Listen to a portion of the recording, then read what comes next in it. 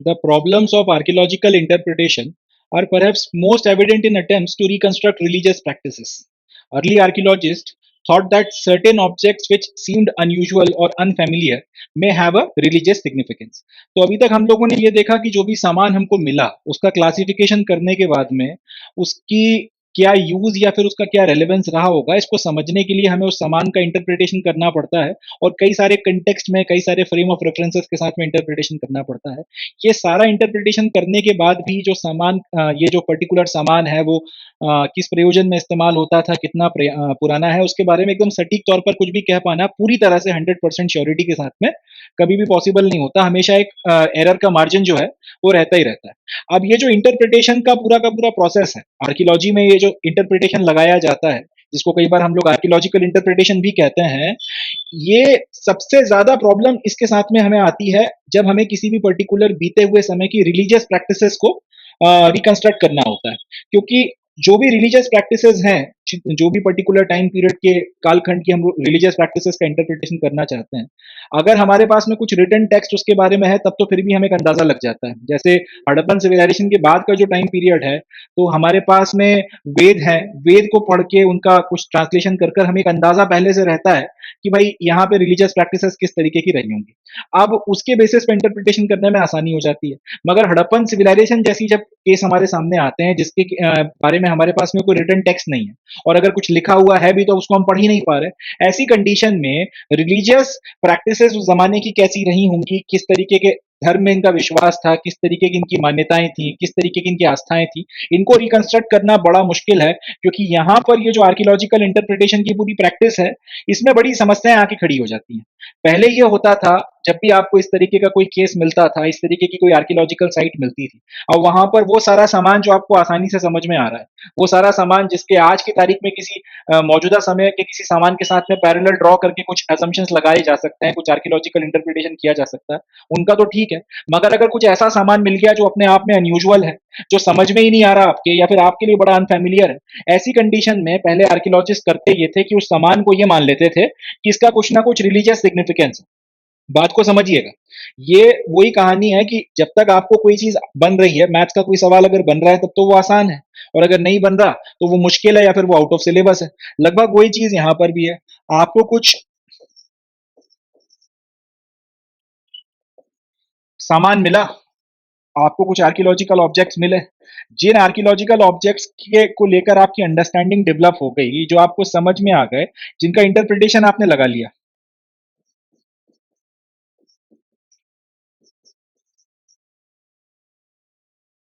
जिनका इंटरप्रिटेशन आपने लगा लिया उनके लिए तो ठीक है। मगर जो समझ में नहीं आए, जिनका इंटरप्रिटेशन आपसे करते नहीं बन रहा, ऐसी कंडीशन में आप उन ऑब्जेक्ट्स को मान लेते थे कि भैया इनका कोई जो है रिलीजियस सिग्निफिकेंस रहा होगा। अब रहा हो नहीं रहा हो दैट्स अ डिफरेंट थिंग, मगर आपने अपनी तरफ से ये मान लिया कि इनका कुछ ना कुछ एक रिलीजियस सिग्निफिकेंस रहा होगा, तो वही बात यहाँ पे लिखी जा रही है। और एक बात ये कि ये पूरा का पूरा रिलीजियस प्रैक्टिसेस का रिकंस्ट्रक्शन जो है अपने आप में एक बड़ी टेढ़ी खीर हमेशा से साबित होता रहा है, अगर आपके पास में कोई रिटर्न रिकॉर्ड नहीं हो। क्योंकि कई बार किसी चीज को करने के पीछे का लॉजिक या मान्यता जो है, अगर आप एकदम से उसको रिकंस्ट्रक्ट नहीं कर सकते, अगर आपको कुछ एक अंडरस्टैंडिंग हो उसकी, पहले से कहीं पे कुछ रिटर्न रिकॉर्ड हो तब तो समझ में आता है। मगर अगर आपके पास में रिटर्न रिकॉर्ड नहीं है, सिर्फ आपको रिचुअल दिख रहा है, तो फिर उसकी मदद से रिलीजियस बिलीफ का इंटरप्रिटेशन बड़ा मुश्किल है। जैसे कि एग्जाम्पल के लिए,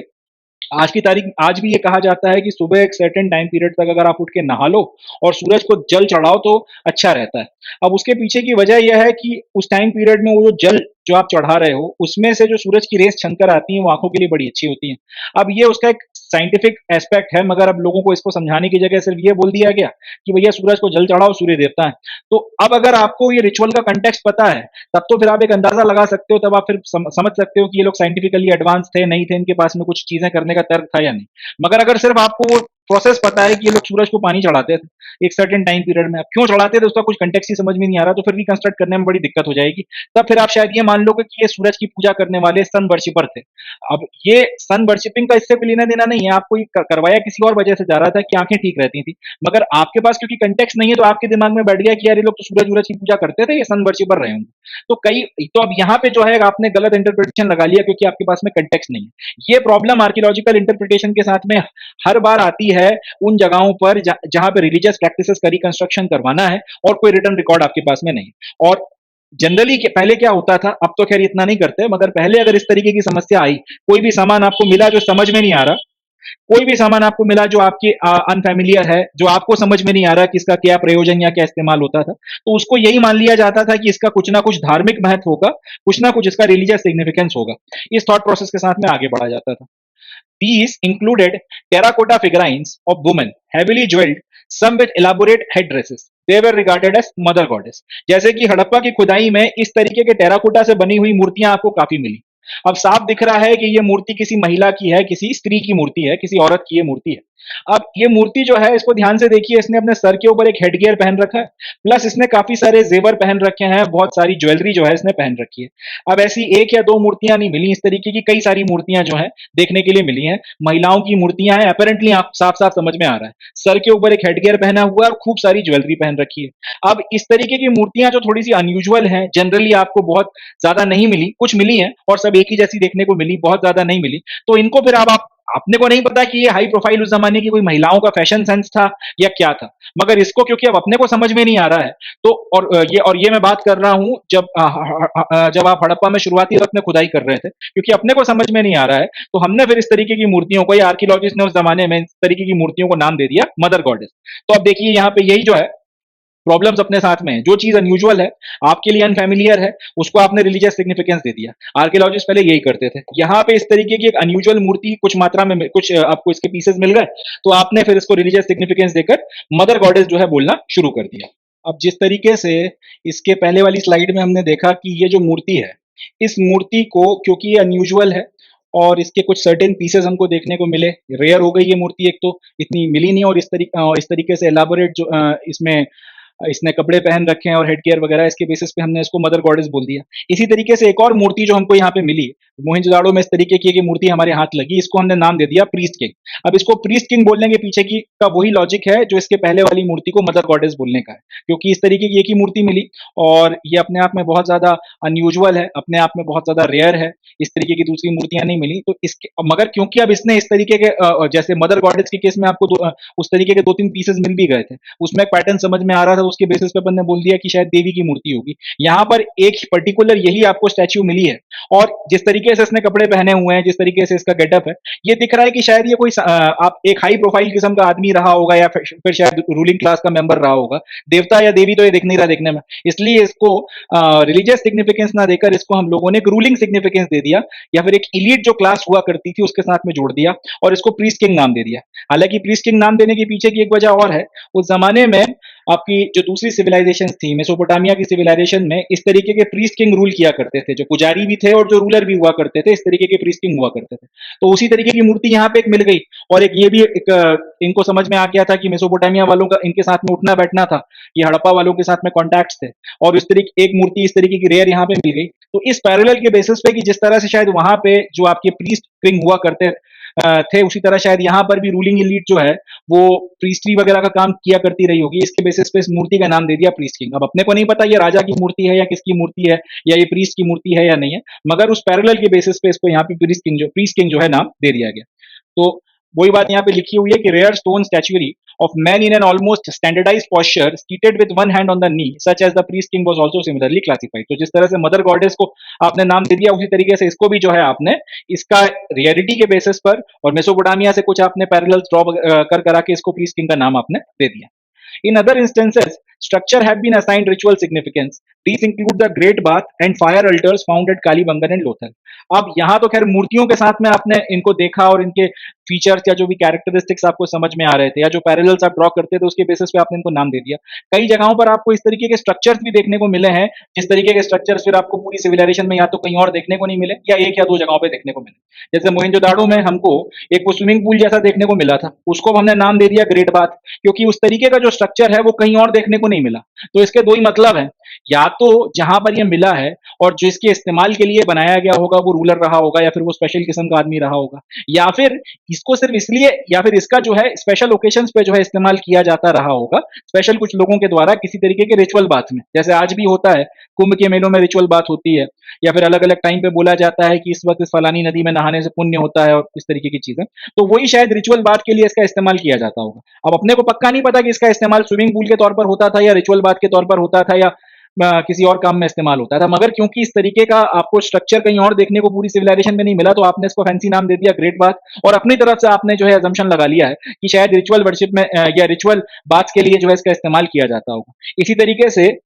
फायर अल्टार्स आपको देखने को मिले हैं कालीबंगन में और लोथल में, तो उनका भी आपने ये अनुमान लगा लिया कि यार यहाँ पे रिचुअल किए जाते रहे होंगे, यहाँ पे किसी ना किसी तरीके के रिचुअल परफॉर्म किए जाते होंगे। तो इंटरेस्टिंग बात जो अपने को समझ में आती है कि जो चीज समझ में नहीं आ रही उसको कुछ फैंसी सा जो है अपना मतलब निकाल लो उसका। हालांकि अपनी मन मर्जी से इस तरीके के मतलब नहीं निकाले जाते, इस तरीके के कंक्लूजन बनाने के पहले अच्छी खासी गहन रिसर्च होती है, काफी विचार विमर्श होता है। मगर अल्टीमेटली पॉइंट वो ये है कि जो रिचुअल जो आपकी रेयर किस्म की चीज निकल कर आ रही है उसको किसी रिचुअल के साथ में जोड़ दो या रिलीजियस सिग्निफिकेंस दे दो। मदर गॉडेस जैसी दो चार मूर्तियां मिल गई, महिला की है और उसका हेडगियर पहन रखा है, खूब जेवर वेवर पहन रखे हैं, ये किसी ना किसी देवी की होगी, मदर गॉडेस बोल दिया। वो अपने को यहाँ पे ये भाई देखने को मिल गया, तो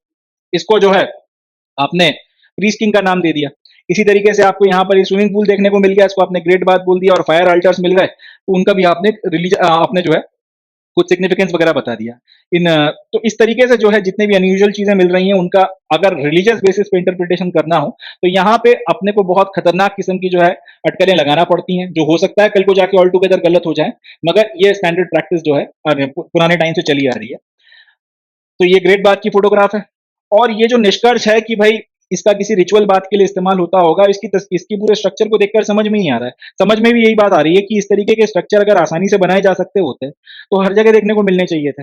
और अगर इलीट्स के लिए भी बनाए जाते तो हर शहर में कोई ना कोई इलीट तो होता होगा, बड़े बड़े जो सेंटर्स थे वहां पे इस तरीके के और भी आपको देखने को मिलना चाहिए थे स्ट्रक्चर्स, बट एक ही जगह पे मिला है और इतना मेहनत और इतना पुरुषार्थ से बनाया गया है, तो हो ना हो रिचुअल बात के लिए इस्तेमाल होगा या फिर इसका कोई रिलीजियस सिग्निफिकेंस किसी ना किसी तरीके से होगा। इसके बेसिस पर ये निष्कर्ष निकालना कि ये आपका रिचुअल बाथ्स के लिए या रिचुअल्स के लिए इस्तेमाल होता होगा, ये वाजिब भी लगता है। Attempts have also been made to reconstruct religious beliefs and practices by examining seals, some of which seem to depict ritual scenes. Others with plant motive are thought to indicate nature worship. अब इसी तरीके के interpretation seals के साथ में भी किए गए। सील्स पर भी आपको कई इस तरीके की आकृतियां देखने को मिलती हैं जिसकी मदद से हम लोग हड़प्पन्स के रिलीजियस बिलीव्स को रिकंस्ट्रक्ट करते हैं। कई बार उन पे जिस तरीके की क्योंकि कई सील्स को अगर आप स्टडी करो तो एक समझ में आता है कि इसमें शायद किसी तरीके का रिचुअल या किसी तरीके का कोई कर्मकांड किया जा रहा है। इसी तरीके से कुछ सील्स ऐसी हैं जिसके ऊपर पेड़ पत्तियां जो हैं वो बनाई गई हैं। इसका फिर ये अनुमान लगाया जा रहा है कि शायद ये नेचर वर्शिप को इंडिकेट करता हो। तो सील्स वगैरह की मदद से भी जो उनके ऊपर चीजें बनी हुई हैं, जो आकृतियां हैं, रिलीजियस बिलीव्स को रिकंस्ट्रक्ट करने में हम लोग हेल्प लेते हैं, और उन्हीं सील्स पर कई बार अगर पेड़ और इस तरीके के मोटिव्स बने हुए हैं तो उसके बेसिस पे अनुमान लगाते हैं कि शायद नेचर वर्शिप भी जो है हड़प्पन्स के द्वारा की जाती थी। जैसे ये वाली सील देखिए, थोड़ा बड़ा कर देता हूँ, इससे आपको ज्यादा बेहतर तरह से समझ में आएगा। मगर इस सील को देखिए, इसमें किसी तरीके का कोई रिचुअल परफॉर्म किया जा रहा है, ये तो समझ में आ रहा है। एक जानवर है, यहाँ पे कुछ लोग खड़े हुए हैं, यहाँ पे इन सब के ऊपर शायद एक मेन प्रीस्ट खड़ा हुआ है और ऊपर कुछ लिखा हुआ है। हो सकता है शायद बलि वगैरह देने की भी कोशिश की, शायद के लिए जानवर को लाया जा रहा हो और इस प्रोसेस को इन्होंने बना के बताया हो सकता है इसकी पूजा की जा रही हो सकता है कुछ और हो रहा हो सकता है शायद यहाँ पे कोई यज्ञ वगैरह किया गया हो या फिर इस तरीके की कोई प्रोसेस हुई हो और उसके बाद इसको फिर प्रसाद या भोग खिलाने के लिए लेकर आ रहे हो। कुछ भी हो, मगर पॉइंट ये है कि यहाँ पर इतना समझ में आ रहा है कि रिचुअल हो रहा है। अब इस तरीके की जो अलग अलग सील्स मिली हैं, इस पे जो रिचुअल्स देखने को मिल रहे हैं, इनको स्टडी कर कर आप एक रिलीजियस प्रैक्टिस का कुछ अनुमान लगा सकते हो, कुछ इंटरप्रिटेशन कर सकते हो। इसी तरह से ये वाली तस्वीर देखिए, इसमें थोड़ा बड़ा कर देता हूं ताकि आपको ज्यादा अच्छे से दिखे। इसमें देखिए, ध्यान से देखिए कि यहाँ पर दो जानवर बने हुए हैं या फिर एक ही जानवर के दो मुंह बना के बताए गए। ये देखिए ध्यान से, एक ये और एक ये दो जानवरों की मुंह आकृतियां बनी हुई हैं और ऊपर कुछ पेड़ पत्तियों के कुछ पत्तियां या फिर कुछ एक पेड़ या फिर एक शाखा जो है किसी पेड़ की इस तरीके से रखी गई है। हो सकता है ये भी शायद कुछ रिचुअल वगैरह का सीन हो या किसी शिकार का सीन हो। तो इसको भी अगर स्टडी किया जाए और इस तरीके की दूसरी सील्स को स्टडी किया जाए तो रिलीजियस प्रैक्टिसेस के बारे में कुछ अंदाजा लगेगा। नहीं तो शायद शिकार किस तरह से किया जाता था या इसका जो भी प्रयोजन रहा उसके बारे में कुछ अंदाजा लगेगा। मगर स्टडी कर कर आपको एक इंटरप्रिटेशन जो है समझ में आएगा। Some animals, such as the one-horned animal, often called the unicorn, depicted on seals, seem to be mythical composite creature. अब कुछ ऐसी सील्स भी अपने को देखने को मिली हैं जहां पर एक सर्टेन तरीके का जानवर है जिसके सर के ऊपर एक सींग बना हुआ है। इसको आज की तारीख में हम लोगों ने यूनिकॉर्न नाम दे रखा है। अब इस तरीके का जानवर तो ऑब्वियस सी बात है इंडियन सबकॉन्टिनेंट में होता नहीं है आज की तारीख में, जिसका एक जो है वो सींग हो। तो इसके बारे में आर्कियोलॉजिस्ट का मानना है कि शायद ये किसी तरीके का कोई मिथिकल क्रिएचर रहा होगा, या कई सारे जानवरों की आकृतियां मिलाकर जिसने भी इसको उकेरा होगा, उसने अपने दिमाग में, अपनी फैंटेसी में, अपनी इमेजिनेशन में इस तरीके का कंपोजिट क्रिएचर जो है तैयार किया होगा और उसको फिर जो है उसकी आकृति बना दी। ये भी हो सकता है कि इसका शायद कुछ एक इनकी अपने कुछ दंत कथाएं होंगी और उसमें इस तरीके के किसी मिथिकल जीव का जिक्र होगा, तो उसका जो है आकृति आपने उकेरी है। जो भी हो, मगर इस पर्टिकुलर जानवर को देखकर, जिसका ये एक हॉर्न है, इस तरीके का एक इंडिकेशन भी जो है बनाया जाता है। इस तरीके का जो एक इंटरप्रिटेशन जो है वो लगाया जाता है कि ये जो एक सींग वाला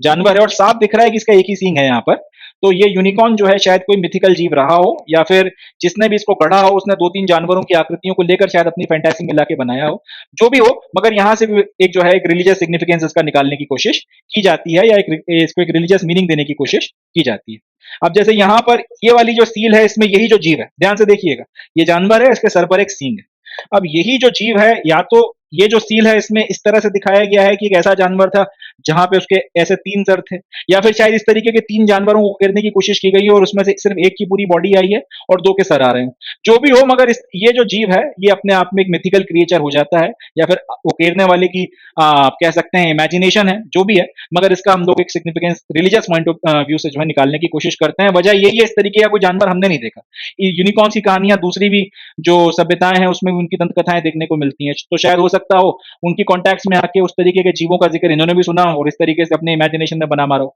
जो भी हो, मगर इसका सिग्निफिकेंस जो है रिलीजियस पॉइंट ऑफ व्यू से ही जो है निकालने की कोशिश की जाती है। In some seals, a figure shown seated cross-legged in a yogic posture, sometimes surrounded by animals, have been regarded as a depiction of Proto-Shiva, that is, an early form of one of the major deities of Hinduism. Besides, conical stone objects have been classified as lingas. तो अब हड़प्पा में खुदाई करते वक्त कुछ seals हमको ऐसी भी मिली हैं जिसके ऊपर एक व्यक्ति की आकृति उकेरी गई है जो ध्यान मुद्रा में बैठा हुआ है। आज भी योग करने के लिए हम जिस तरह से आलती पालती मारकर क्रॉस लेग होकर बैठते हैं, कई बार आपने बाबा रामदेव या दूसरे योगियों को भी देखा होगा ध्यान करते वक्त अनुलोम विलोम कपालभाति इस तरीके की जो भी प्राणायाम और बाकी सारी चीजें की जाती हैं, उसमें जिस तरह से क्रॉस लेग होकर बैठा जाता है, दोनों अपने घुटनों पे अपने हाथों को इस तरीके से रखकर ये दोनों उंगलियों को जोड़कर रख लिया जाता है। इसको ये जो योगिक पोस्चर है, इसमें हम आज की तारीख में भी कई सारे योगियों को, कई सारे ऋषि मुनियों को बैठा हुआ देखते हैं। इसी तरीके से हड़प्पा में भी कई सारी सील्स ऐसी मिली हैं जिसमें इसी तरीके की एक व्यक्ति की आकृति उकेरी गई है जो इस योगिक पोस्चर में बैठा हुआ है, और इसके चारों तरफ कुछ जानवर जो है उनको बनाया गया है, या फिर ये व्यक्ति योगिक पोस्चर में बैठा हुआ है और उसके चारों तरफ में जानवर जो है हमको दिखाई दे रहे हैं। इसको आज की तारीख में आर्कियोलॉजिस्ट इस सील में जो ये व्यक्ति बैठा हुआ है योगिक पोस्चर में, इसको प्रोटो शिवा के नाम से जो है बुलाते हैं। प्रोटो का मतलब होता है किसी भी चीज के का शुरुआती फॉर्म। तो आर्कियोलॉजिस्ट का ये मानना है कि जो भगवान शिव की पूजा आराधना होती है, जो भगवान शिव हिंदू धर्म में, सनातन धर्म में एक मेजर डेटी है, शायद उनकी जो परिकल्पना है ये उसका शुरुआती रूप था। प्रोटो शिवा इसलिए इनको कहा जाता है, भगवान शिव का नाम है, अंग्रेजी में उसको शिवा बोल देते हैं। तो प्रोटो शिवा कहने का मतलब यह है कि शायद हड़प्पन्स ने भगवान शिव की पूजा अर्चना जब शुरू करी थी, या जब वो जिस तरीके से पूजा अर्चना किया करते थे, ये उस टाइम पीरियड में उनकी जो परिकल्पना में भगवान शिव थे, शायद उनका मैनिफेस्टेशन है, उनको जो है इन्होंने बना के बताया है। और इसको जो है आर्कियोलॉजिस्ट आज की तारीख में भगवान शिव की का जो है सबसे शुरुआती रूप मानकर चलते हैं, इसलिए प्रोटो शिवा के नाम से भी इनको जाना जाता है। अब भगवान शिव के बारे में खास बात यह है कि इनको एक तो आप मनुष्य के रूप में भी दिखाते हैं, उनका एक अपना पूरा डिस्क्रिप्शन है कि गले में जो है आपने नाग लटका रखा है और उनका जो आधा गला है वो नीला है तो नीलकंठ बोलते हैं। शेर की जो है वो उन्होंने खाल पहन रखी है, इस तरीके से उनको दिखाया जाता है। जो आपके सर के ऊपर जो जटाएं बंधी हुई है उसमें से गंगा वगैरह निकल रही है। एक तो इस तरीके से एक मनुष्य का डिस्क्रिप्शन है, एक साथ ही साथ भगवान शिव का सिंबल है शिवलिंग का। शिवलिंग भी जो है उसके रूप में भी भगवान शिव को पूजा जाता है। तो एक तो हमको ये जो सील्स हैं जिसके ऊपर एक योग मुद्रा में बैठा हुआ एक मनुष्य या एक व्यक्ति दिख रहा है, जिसके चारों तरफ जानवर है, चारों तरफ वो सराउंडेड है एनिमल से, इसको हमने प्रोटो शिवा के तौर पर नाम दे दिया। दूसरा, हमको इस तरीके के कोनिकल स्टोन ऑब्जेक्ट्स भी मिले हैं जिनको शिवलिंग के तौर पर क्लासिफाई किया गया है, या फिर जिनको लिंग के तौर पर क्लासिफाई किया गया है। बड़ी इंटरेस्टिंग बात है। इनको ये जो पर्टिकुलर सील है इसको प्रोटो शिवा बोलने की बड़ी इंटरेस्टिंग रीजन यही है कि भगवान शिव की पूजा अर्चना दो तरह से होती है, या तो आप उनको व्यक्ति के रूप में, मनुष्य के रूप में पूजते हैं, उनकी तस्वीरें हैं, या फिर उनको शिवलिंग के रूप में पूजा जाता है। हड़प्पन सिविलाइजेशन में एक ऐसा व्यक्ति देखने को मिल रहा है जो उसी तरीके से बैठा हुआ है जिस तरीके से भगवान शिव की हमने मनुष्य के रूप में परिकल्पना करी है कि कैलाश पे ध्यान की मुद्रा लगा के बैठे हुए हैं। उनके जो चारों तरफ जो है, उनके जो गण है, नंदी हो गए और इस तरीके के दूसरे कई सारे जानवर जो है वहां पे देखने को मिलते हैं। एंड क्योंकि भगवान शिव को कई बार पशुपति भी बोला जाता है, भोलेनाथ भी बोला जाता है, इस तरीके के नाम दिए हुए हैं। और एक उनकी शिवलिंग के रूप में भी पूजा होती है। हड़प्पा में जो हमारे दिमागों में कैलाश में एक व्यक्ति की जो एक परिकल्पना है कि वो ध्यान मुद्रा में मग्न है, भगवान शिव की उस तरीके की परिकल्पना वो भी आपको सील्स पे देखने को मिल रही है। और इस तरीके के कोनिकल ऑब्जेक्ट्स भी मिल रहे हैं जिनको लिंग्स के तौर पर या शिवलिंग के तौर पर जो है क्लासिफाई किया गया है, या देखकर समझ में आ रहा है कि शिवलिंग का शायद शुरुआती फॉर्म रहा होगा। इसलिए इस सील में दिखने वाले जो व्यक्ति हैं उनको प्रोटो शिवा का नाम जो है दिया गया है। और आज की तारीख में आर्कियोलॉजिस्ट का मानना है कि भगवान शिव की जो पूजा अर्चना होती है, ये उसका प्रारंभिक रूप है, ये उसकी शायद बिगिनिंग या उसके सबसे आप कह सकते हैं शुरुआती फेजेस का डिस्क्रिप्शन है। फोटोग्राफ देखिए, ज्यादा बेहतर समझ में आएगा। अब जैसे ये सील टूटी हुई है, मगर फिर भी ये दिख रहा है कि कोई व्यक्ति जो है जिसके सर पे एक हेडगियर पहन रखा है, ध्यान की मुद्रा में बैठा हुआ है। दोनों जो अपने हाथ हैं आलती पालती मार के क्रॉस लेग करके अपने हाथों को अपने घुटनों पे रखा हुआ है। और इनके चारों तरफ में आपको अलग अलग जानवर देखने को मिल रहा है और ऊपर कुछ लिखा हुआ है। ऑब्वियस सी बात है, उसे हम पढ़ नहीं सकते। अब एक जगह ऐसी सील मिली होती तो शायद ये अजम्पशन लगाना भी ठीक नहीं होता। इस तरीके की और 50 सील्स मिली हैं। जैसे यहां पर फिर देखिए, एक व्यक्ति को उसी तरीके की ध्यान मुद्रा में बैठा हुआ दिखाया गया, ठीक है जी। फिर से उनके सर पर उसी तरीके का एक हेडगियर जो है वो भी देखने को मिल रहा है। उसी तरीके की ध्यान मुद्रा में वो एग्जैक्टली उसी तरह से बैठे हैं। ध्यान से देखिएगा, ये यहां पर और ये यहाँ चलो टूट गया है, मगर यहाँ पर इनका जो आसन है वो भी एग्जैक्टली सेम है, ठीक है। इनका जो हेडगियर है वो भी ऑलमोस्ट ऑलमोस्ट सेम है। तो इससे अंदाजा लगाया जा रहा है कि शायद ये एक ही डेटी है। ये अलग अलग मनुष्य, या तो ये हो सकता है कि एक योग की प्रैक्टिस करते हुए अलग अलग मनुष्य हों, या फिर ये है कि एक ही देवता या फिर एक ही डेटी का अलग अलग मैनिफेस्टेशन है। अब किस्मत अच्छी है कि ये वाली जो सील है वो टूटी नहीं है, तो इसमें दोनों हिस्से दिख रहे हैं। ये एक और देखिए, एक और सील है यहाँ पर, एग्जैक्टली जो पहली वाली सील था उसका आपको जो है पूरा पूरा जो है ये पूरा पूरा लगभग लगभग वही जो है पॉस्चर आपको देखने को मिलता है। मगर ये सील टूटी नहीं है, वो वाली सील टूट गई है, ये आधा हिस्सा इसका टूटा हुआ है। यहाँ पे ये टूटी नहीं है। तो यहाँ पर भी जो है हमको लगभग लगभग वही चीज देखने को मिलती है। इसके बेसिस पर ये मानना, ये जो अनुमान है कि भाई ये किसी देवता की तस्वीर है, या फिर देवताओं का जो भी या फिर ये किसी भगवान शिव का जो है शुरुआती रूप है जिनकी पूजा अर्चना ये लोग किया करते थे। ये बात मानना या फिर ये बात अज्यूम करना मेरे हिसाब से मतलब लॉजिकल है। क्योंकि भगवान शिव का जो क्योंकि देखिए यहाँ से भगवान शिव का जो हमारे दिमाग में थॉट प्रोसेस है कि कैलाश में बैठकर वो इस तरीके से ध्यान मग्न है, इस तरह, और उनके चारों तरफ नंदी और बाकी सारे गण हैं और जानवर वगैरह हैं,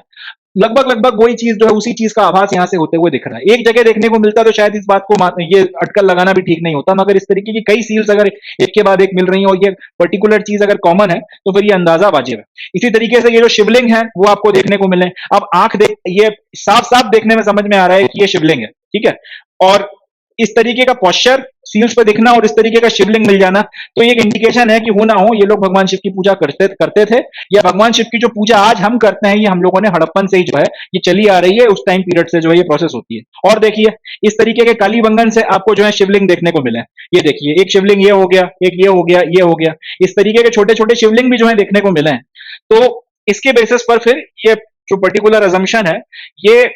लगाना वाजिब है, ये कि भाई ये शायद प्रोटो शिवा है, या भगवान शिव की जो पूजा अर्चना होती थी ये उसका प्रारंभिक फेज है, ये उसका शुरुआती टाइम पीरियड है। Many reconstructions of Harappan religion are made on the assumption that later traditions provide parallel with the earlier ones. This is because archaeologists often move from the known to the unknown, that is from the present to the past. तो जैसे कि अभी अपन ने इसके पहले देखा कि भगवान शिव की हमारे दिमाग में एक सर्टेन तरीके से इमेज बनी हुई है, और भगवान शिव को क्योंकि एक मनुष्य के रूप में भी हम जानते हैं क्योंकि हमारे दिमाग में क्या इमेज है, एंड शिवलिंग के रूप में भी पूजा जाता है। दोनों चीजों से मैच करते हुए क्योंकि अपने पास में हड़प्पा के कुछ एविडेंसेस मिल गए, स्टील पे एक व्यक्ति देखने को मिल गया उसी तरीके के क्रॉस लेग पोस्चर में, जैसे भगवान शिव को हम इमेजिन करते हैं कैलाश पे बैठे हुए, और शिवलिंग भी देखने को मिल गए। तो उसके बेसिस पे फिर हमने अंदाजा लगाया कि हो ना हो यार ये जो सील है इसमें ये जो व्यक्ति बताया गया, बना के उकेरा गया, ये शायद भगवान शिव का शुरुआती रूप था जो हड़प्पन्स ने अपना इमेजिन किया होगा, और उसके बेसिस पे हमने उनको प्रोटो शिवा बोलना शुरू कर दिया। यही जो थॉट प्रोसेस है और भी काफी सारी रिलीजियस प्रैक्टिसेस को डेवलप करने में, या फिर काफी सारी रिलीजियस प्रैक्टिसेस के बारे में अपने असम्पशंस लगाने में जो है यूज किया जाता है। कि कई सारे हड़प्पा की जो रिलीजियस प्रैक्टिसेस हैं उसके कई सारे असम्पशंस हम लोग इसी तरीके से लगाते हैं कि आज की तारीख में जिस तरीके की रिलीजियस प्रैक्टिसेस सनातन धर्म में या हिंदू धर्म में प्रैक्टिस की जा रही है, क्या उस टाइम पे मिला हुआ कोई एविडेंस है ऐसा जिसके साथ में हम लोग कोई पैरेलल ड्रॉ कर सकें? जैसे अगर कुछ सील्स हैं उसके ऊपर अगर कुछ पेड़ पौधे बने हुए हैं, कुछ पेड़ों को दिखाया गया है, उकेरा गया है। अब आज की तारीख में हमको पता है कि पीपल जो है उसको पवित्र माना जाता है, उसकी पूजा अर्चना की जाती है। अब अगर पीपल के पत्ते से मिलता जुलता अगर कोई पत्ता कहीं पर किसी सील पे देखने को मिला, या फिर अगर पीपल के पेड़ से मिलता जुलता अगर किसी पेड़ की आकृति किसी सील पर या किसी और डिस्क्रिप्शन पर, किसी पॉटरी के ऊपर बनी हुई डिजाइन में हमको देखने को मिली, तो उसके बेसिस पे फिर हम पैरेलल्स ड्रॉ कर सकते हैं कि यार हो ना हो, जिस तरह से आज की तारीख में पीपल को पवित्र माना जाता है, उस टाइम पीरियड में ये लोग भी पीपल को पवित्र मानते थे और उसकी पूजा अर्चना करते थे या उसका कुछ रिलीजियस सिग्निफिकेंस था। तो इस तरीके से कई सारे जो आपके एविडेंसेस मिले हैं, उसके रिलीजियस सिग्निफिकेंस के ऊपर अगर आपने एजम्पशन लगाना है, तो उस टाइम पीरियड के उस पर्टिकुलर एविडेंस को आज की तारीख में उसका कोई पैरेलल है या नहीं रिलीजियस प्रैक्टिसेस में, उसके साथ में कंपेयर कर कर हम लोग ये चीज करते हैं। क्योंकि आर्कियोलॉजिस्ट के लिए का थॉट प्रोसेस यही है कि आज की जो रिलीजियस प्रैक्टिसेस हैं वो कल की या फिर उस पुराने टाइम पीरियड की जो रिलीजियस प्रैक्टिसेस हैं उससे ही कुछ ना कुछ लेकर उसी से जो है डेवलप हुई है, उसी से आगे बढ़कर जो है उसी से डेवलप हुई है। हो सकता है अब वक्त के साथ में इतना टाइम निकल गया कि हम जो पास्ट है उसको भूल गए हो, बट कॉन्शियसली सबकॉन्शियसली हम लोग आज भी शायद उन्हीं प्रैक्टिसेस के एडवांस वर्जन को कहीं ना कहीं फॉलो कर रहे हैं जो उस जमाने में शुरू हुई होंगी या इनिशिएट हुई होंगी या प्रैक्टिस हुई होंगी। तो जो चीज हमको पता है वहां से जो चीज हमको नहीं पता है उसकी तरफ में मूव करना आसान है, या फिर जो आज की तारीख में हम लोग हैं उससे अगर हम लोग पीछे की तरफ में जाएंगे तो शायद ज्यादा सटीक तरह से, ज्यादा बेहतर तरह से हम लोग अपने पास्ट को समझ सकते हैं, बजाय इसके कि अगर उसको हम लोग एकदम सॉलिट्यूड में स्टडी करने लगे। अगर हम ये बोलें कि नहीं इस सिविलाइजेशन से हमारा कोई लेना देना ही नहीं है, हम तो एकदम ही अलग किस्म के लोग हैं, और उसके बाद उसको स्टडी करना शुरू करें, तो फिर शायद हम उसको उतना बेहतर तरह से ना समझ पाएंगे। मगर ये जानते हुए कि उसी जमीन पर हम लोग रह रहे हैं जिस जमीन पर 5,000 साल पहले हड़प्पन रहा करते थे और इतने बड़े लेवल पर उन्होंने अपनी सिविलाइजेशन फैला रखी थी, तो ये हो ही नहीं सकता कि आज की तारीख की हमारी जिंदगी में उनकी प्रैक्टिसेस का, उनकी जो भी लाइफस्टाइल था उसका एक ट्रेस या फिर एक लेश मात्र भी जो है प्रभाव देखने को ना मिले। तो इस असम्पशन के साथ में अगर हम चलें और आज की जो हमारी रिलीजियस प्रैक्टिसेस हैं उनका अगर हम लोग पैरेलल ड्रॉ करें, या फिर यूं बोलूं कि जो नोन है उससे अगर हम लोग अननोन की तरफ में मूव करते हैं, तो आर्कियोलॉजिकली हड़प्पन सिविलाइजेशन की रिलीजियस प्रैक्टिसेस को स्टडी करने का, समझने का और अंडरस्टैंड करने का ज्यादा बेहतर जो है ज्यादा बेहतर स्पेक्ट्रम तैयार होता है। While this is possible in the case of stone coins and pots, it becomes more speculative when we extend it to religious symbols. And जाहिर सी बात है अगर आपको डेली यूज का सामान अगर मिल रहा है, अगर आपको चक्की जो हाथ से चलाई जाती है जो आज भी घरों में इस्तेमाल होती है, उस तरीके की चक्की अगर आपको उस टाइम पीरियड में देखने को मिल रही है, तो वैसी चक्की आज भी यूज होती है, पैरेलल ड्रॉ करना आसान है। इसी तरीके से अगर पॉटरी वगैरह के में जो अलग अलग पॉट्स हैं उनका तब भी वही प्रयोजन था, आज भी वही प्रयोजन है, तो उनको देखकर आसानी से जो है आप ये कर सकते हो कि आज भी इनका यही इस्तेमाल हो रहा है, तब भी मोरलेस यही इस्तेमाल होता था, तो ये तो बहुत आसानी से हो जाता है। रिलीजियस सिंबल्स के केस में मगर ये चीज आप कह सकते हैं कि हमारे जो अनुमान है वो ज्यादा आप कह सकते हैं, इस तरीके से कह सकते हैं कि जो हमारे अनुमान है वो बहुत ज्यादा स्पेक्युलेटिव हो जाते हैं। हम बहुत सारी चीजें अज्यूम कर लेते हैं, बहुत सारी चीजें गेस कर लेते हैं और उसके बाद में फिर हम लोग जो है इनको स्टडी करते हैं या फिर इसके बारे में कुछ अपना राय बनाते हैं। और इस तरीके की जो स्पेक्युलेटिव स्टडी होती है, जाहिर सी बात है इनका वक्त के साथ में अगर और एविडेंसेस मिले तो कल को इनके चेंज होने की संभावना ज्यादा बन जाती है, बजाय जो एकदम ऑब्वियस समझ में आ रहा है क्वेंस हो गए, पॉट्स हो गए, इस तरीके की चीजों के रिस्पेक्ट में। इनके बारे में जो assumptions हैं शायद इसमें बहुत ज्यादा बदलाव नहीं आएगा। ये हो सकता है कि एक आध नया फंक्शन पता चल जाए कि इसके लिए भी इनका इस्तेमाल होता था, मगर अब एकदम ही रिलीजियस सिंबल के केस में हमने, क्योंकि हमारे पास ज्यादा कुछ गाइडिंग लाइट्स नहीं है, प्रिंसिपल्स जो भी हम पैरेलल्स वगैरह ड्रॉ करके हम स्टडी कर रहे हैं उसके बेसिस पे हो सकता है आज जिस निष्कर्ष पे पहुंचे कल वो निष्कर्ष ऑल टुगेदर पूरी तरीके से गलत भी साबित हो सकता है। तो यहां पर स्पेकुलेशन बढ़ जाता है। प्रोटो शिवा की सील ये बात ज्यादा बेहतर तरह से एक्सप्लेन करती है। जो यहां पर लिखा हुआ है कि जब आप रिलीजियस सिंबल्स के केस में ये पूरा का पूरा जो थॉट प्रोसेस है कि जो हमको आज पता है, जो आज हम प्रैक्टिसेस करते हैं, उससे हम लोग ये पूरा पास्ट में जाने की कोशिश या नोन टू अननोन में जाने की जो कोशिश करते हैं, ये रिलीजियस सिंबल्स के केस में कैसे स्पेक्युलेटिव हो जाती है और कैसे बहुत हम लोग प्रामाणिक तौर पे कुछ नहीं कह सकते वो कैसे होता है, ये प्रोटो शिवा के केस में हमको समझ में आता है। अब प्रोटो शिवा की जो सील्स हैं, इसमें हमने जो भी हमको ये प्रोटो भगवान शिव का जो हमारे दिमाग में थॉट प्रोसेस है और प्रोटो शिवा की जो ये सील्स हैं और जो शिवलिंग के जो छोटे छोटे हमको कोनिकल शेप में देखने को शिवलिंग मिले हैं, उसके बेसिस पे हमने एक अनुमान लगा लिया कि यार ये भगवान शिव का शुरुआती फेज है और इनको प्रोटो शिवा बोल दिया। अब ऋग्वेद में जो अर्लीस्ट नोन रिलीजियस टेक्स्ट है, जिसके बारे में आज की तारीख में ये माना जाता है कि 1500 से 1000 बिफोर कॉमन एरा के बीच में लिखा गया था, मगर कई लोग बोलते हैं कि ये इससे और बहुत ज्यादा पुराना है। खैर वो एक अलग बात है, बट ऋग्वेद जो अर्लीस्ट रिलीजियस टेक्स्ट है इंडियन सब कॉन्टिनेंट का, उसमें एक देवता का जिक्र आता है जिनका नाम है रुद्र। ठीक है जी। अब भगवान शिव के लिए भी ये नाम जो है रुद्र, ये इस्तेमाल होता है लेटर पुरानिक ट्रेडिशंस में। इंटरेस्टिंग बात है, हम लोगों ने हड़प्पा के टाइम पीरियड पे मिली हुई सील्स वगैरह सबके बेसिस पे ये देवता को नाम दे दिया प्रोटोशिवा। ऋग्वेद में एक देवता का जिक्र आता है जिनका नाम है रुद्र। बाद में जब पुरानिक ट्रेडिशंस डेवलप हुए तब भगवान शिव को रुद्र के नाम से भी जाना गया। फर्स्ट मिलेनियम कॉमन एरा के आसपास, जिसके बारे में चैप्टर 4 में हम लोग डिटेल में पढ़ेंगे, तब भगवान शिव को रुद्र के नाम से भी जाना गया। अब प्रॉब्लम यह है, अब प्रॉब्लम यह है कि भगवान शिव जो है और रुद्र जो है उनमें कुछ बेसिक डिफरेंसेस हमको देखने को मिलते हैं। However unlike Shiva, Rudra in the Rigveda is neither depicted as Pashupati, lord of the animals in general and cattle in particular, nor as yogi. यानी कि ऋग्वेद में जिस भगवान या जिस देवता का जिक्र है जिसको रुद्र के नाम से जाना जाता है, ना तो उसे पशुपति के तौर पर कहीं पर डिपिक्ट किया जाता है, ना उनको किसी योगी के तौर पर डिपिक्ट किया जाता है। अब इंटरेस्टिंग पॉइंट है, इसको समझिएगा। आपको हड़प्पा में जो भी एविडेंसेस मिले उसके बेसिस पे आपने कह दिया कि भाई ये जो देवता है ये प्रोटो शिवा है, यानी कि भगवान शिव की जो पूजा अर्चना होती थी उसका सबसे शुरुआती रूप है। अब ऋग्वेद में एक देवता का जिक्र आता है जिनको बोला जाता है Rudra. First century before common era आते आते, या फिर फर्स्ट सेंचुरी कॉमन एरा आते आते जो पुरानी ट्रेडिशंस डेवलप हुए, तब भगवान शिव को रुद्र देवता के नाम से भी जो है जाना जाने लगा। मगर ऋग्वेद में जिस रुद्र देवता का जिक्र है और भगवान शिव का जो ये पशुपति रूप है, इसमें किसी तरीके की कॉमनैलिटी देखने को नहीं मिलती। भगवान ये जो रुद्र है इनको ना तो पशुपति के रूप में डिपिक्ट किया जाता है, ना योगी के रूप में डिपिक्ट किया जाता है। In other words, this depiction does not match the description of Rudra in the Rigveda. तो भगवान शिव को आज की तारीख में भले ही रुद्र के नाम से जाना जाता हो, और जो पुराना हमको जो प्रोटो शिवा है उनको हमने पशुपति बोल दिया, मगर ऋग्वेद का जो डिस्क्रिप्शन है रुद्र का, वो आपके भगवान वो इस पशुपति या फिर जो भगवान शिव का जो हड़प्पा के टाइम पीरियड में जो हमको डिस्क्रिप्शन मिल रहा है उससे किसी भी तरीके से मैच नहीं कर रहा। Is this then possibly a shaman as some scholars have suggested? अब अगर हम लोग ये मानकर चलें कि भाई ये जो प्रोटो शिवा है जिसको हमने पशुपति बोला, और ये जो ऋग्वेद के में जो रुद्र करके देवता का जिक्र किया गया है, बाद में जब भगवान शिव को रुद्र के नाम से जाना जाता है, तो यहां पर जो ये रुद्र हैं, ऋग्वेद में जो रुद्र बताए गए हैं और जो प्रोटो शिवा हमको देखने को मिले हड़प्पन सिविलाइजेशन में, इसमें किसी तरीके का कोई कनेक्शन नहीं बनता। तो क्या ऐसा हो सकता है, क्या ये मान लिया जाए कि ये जो जिसको हम लोग प्रोटो शिवा बोल रहे हैं ये भगवान शिव हो ही ना, हो सकता है ये कुछ और हो? अब अगर कुछ और होंगे तो क्या हो सकते हैं, उसका फिर जवाब आर्कियोलॉजिस्ट खुद देने की कोशिश करते हैं। अगर भगवान शिव नहीं या फिर प्रोटो शिवा नहीं, तो हो सकता है ये जिस व्यक्ति की आकृति डिस्क्राइब की गई है ये शायद कोई एक शमन हो। शमन कौन होते हैं? अगर आप बहुत सिंपल भाषा में बात